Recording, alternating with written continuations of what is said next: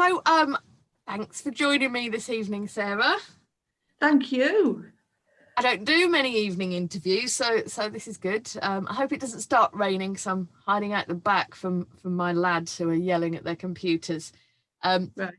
So, please introduce yourself and tell us a little bit about your involvement with the creative arts. Well, I am Sarah, and I was Middlesbrough born and bred, but I left there 26 years ago, which kind of by accident. I didn't plan it, but I go back there whenever I can because my family are there. And also there's loads of really nice things happening there at the moment. Well, there was until something, got in the way.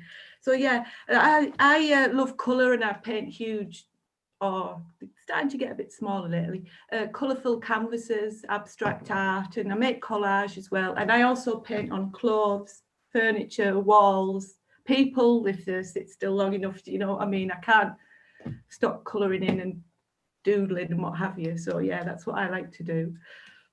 Brilliant. And I am standing in front of all of your fantastic creations.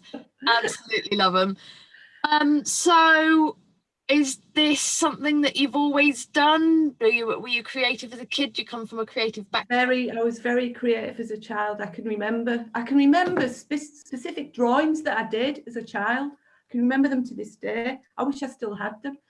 But I think what happened was doing O-level art at school, it was just so boring.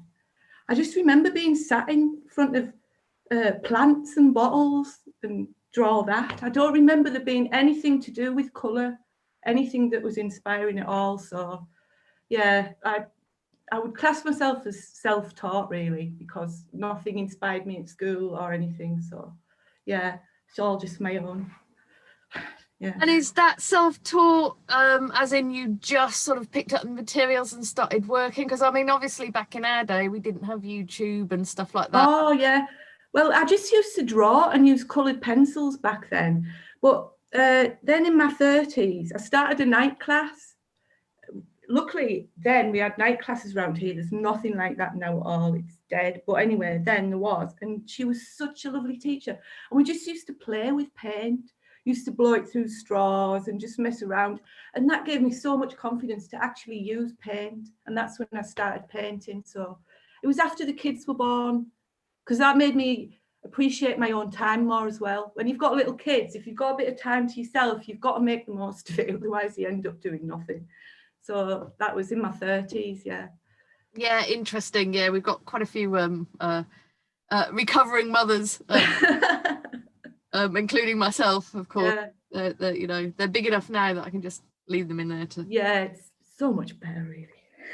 It is, and like this is like you can't see. It's my kind of little laundry room, and if needs be, this is where I escape to. So you say you work with a variety of materials, or like whatever surface you'll use. Yeah. And so one of the few times that I've been out this year, well, I've only been out 2 nights since February, and one of them was down at Little Picasso down at Disgraceland. Oh yeah, that was a lovely night, that. It was really, really wonderful. And can you tell us a little bit about that event and about your part in it, and the exhibition that you had there? I absolutely love Disgraceland so much. I think it's really special. I mean, from the moment you walk in the front door, you can just feel how special it is. And well, downstairs is kind of, the whole area is decorated everywhere. Every inch of space is just full. And you just walk in and it just takes your breath away. But I had my pictures upstairs on a black wall, which looked amazing with the bright colours of the patterns standing out. They fitted in perfectly up there. Unfortunately, I'm very backward at coming forward, so I hadn't sort of put any information about myself or prices or even said they're for sale or anything. I just put them up there because they look really nice, But that's something I've got to learn, is how to promote myself and do that kind of thing. But that night was great. I really enjoyed myself so much. It was brilliant. It was absolutely lovely night. And I think, because for those that don't know, like Disgraceland is like a converted terraced house, and it just looked just fantastic over the fireplace. And you know, it could have been, I mean, you'd have to be a pretty funky person, but it could have been your own front room, couldn't it? Yeah. It's they look just right there. Yeah, they really did. Yeah. I just I brought them home last week. So I have too many pictures at home. You see, I've got to get mine set into being able to sell, basically. Something I need to do. It's quite interesting. I think a lot of artists that are coming up these days, it's really part of your formal training, and just, you know, people being, they're just sort of brought up on social media these days. And so it's normal, I think, for them to put their work out and to and you know, to put the price tag with it. And it's been quite interesting to see, you know, it tends to be people sort of more of our generation that are more focused on making art, and not so focused on that side of it. Yeah, I think maybe it's with me as well, it's a bit of a confidence thing.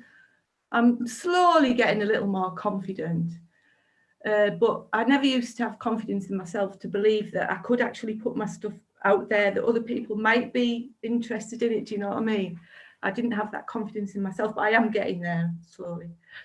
Well, I think you absolutely should, because I mean, the reason I know you is the first thing that I saw, somebody had posted up, I think it was cushion covers at the time.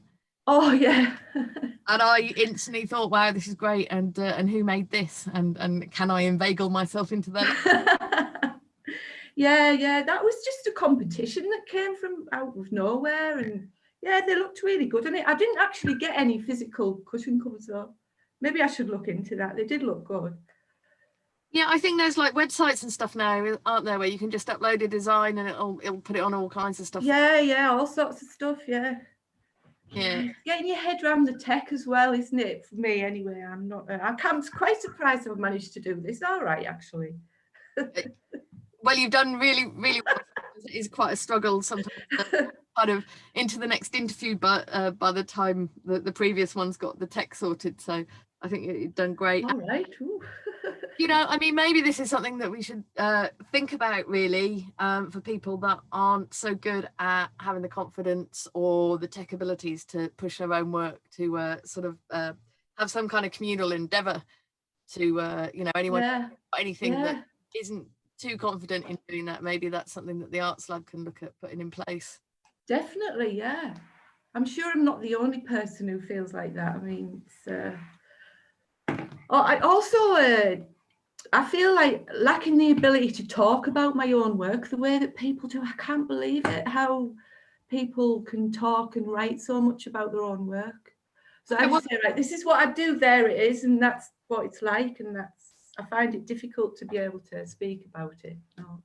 Well, I'll try and fire some questions then. What happens? Where do the ideas come from? Is it like patterns in your head? Is there ideas behind them that come first? So occasionally, yeah, but more often not. It's a kind of, I'll see something out the corner of my eye, which is just an arrangement of colour and shade that just seems to stick in my mind. It could be just some chair legs and a tablecloth hanging down in a triangle, just a shape and some forms like that. And it seems to stick in my mind somehow as shapes and colours. I suppose that's how I see things. Yeah.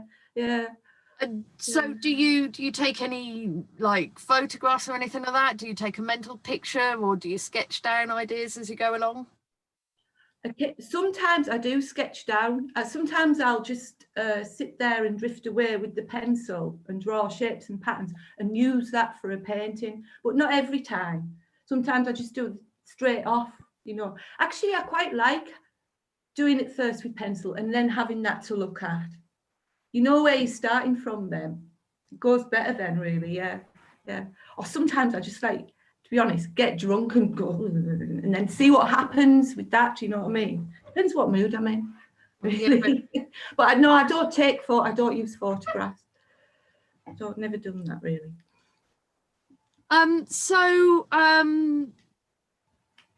Is this something that you do for a living, or is it something, if not, is it something you'd ever want to do professionally, or do you like sort of that balance?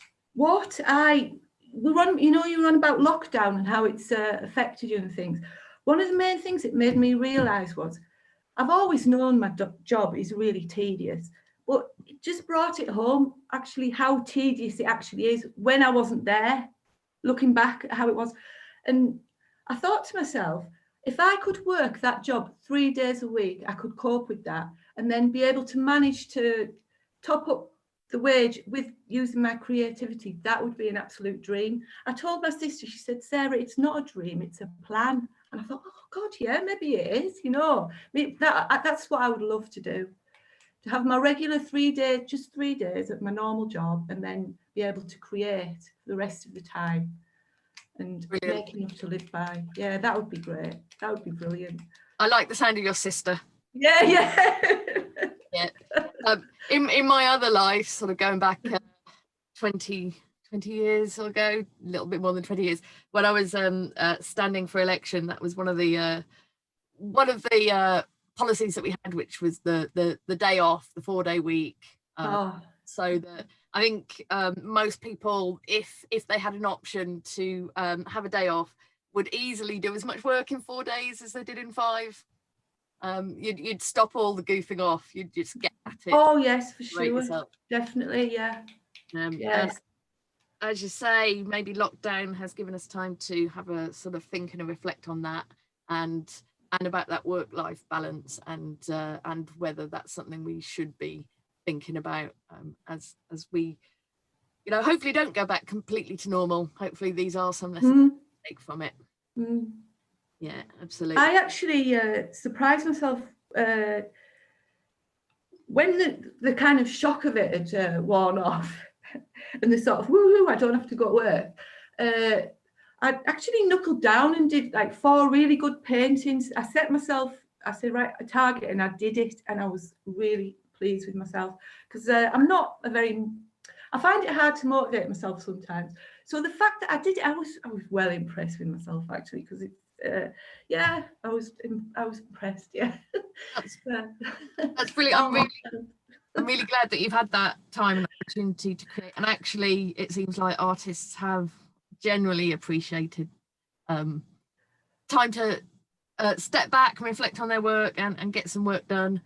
I mean, I haven't. I've written 2 poems, and they're short ones, so it's not been great for my creativity. But this project has been brilliant for me. It's like what yeah.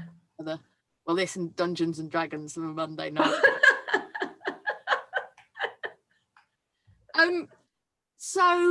So you say you've always been creative, and you know, what I'm interested in is why and what it does for you. And you know, you're obviously not making your living out of it at the moment, but you're doing it. What is it about art? Why do you do it? And what part do you think it plays in wider society? Well, for me personally, it just brings me massive joy. Creating my own things, looking at other people's work as well. I mean, some things just grab you, don't they? And that feeling that something can give you is just so special, amazing. Whether it's music or something you're looking at or whatever, some things grab you, and that feeling is so special and important. It's very important. Whatever it can be that you're looking at or listening to, it's just so amazing to be grabbed like that. I love it. I love it. I think I'm really lucky that I can feel that sort of thing. Do you know what I mean? Because some people don't. So yeah, that's what it is. And I think it maybe comes back to what you were saying about the O level that you did, and got a teacher that inspires you or champions you, you know. And I think, you know, really it's almost like they purposely kill kids' love of poetry. It's, if you don't find that right teacher early on, you can get really, really disassociated from it, and then just decide that you're not interested in art at all.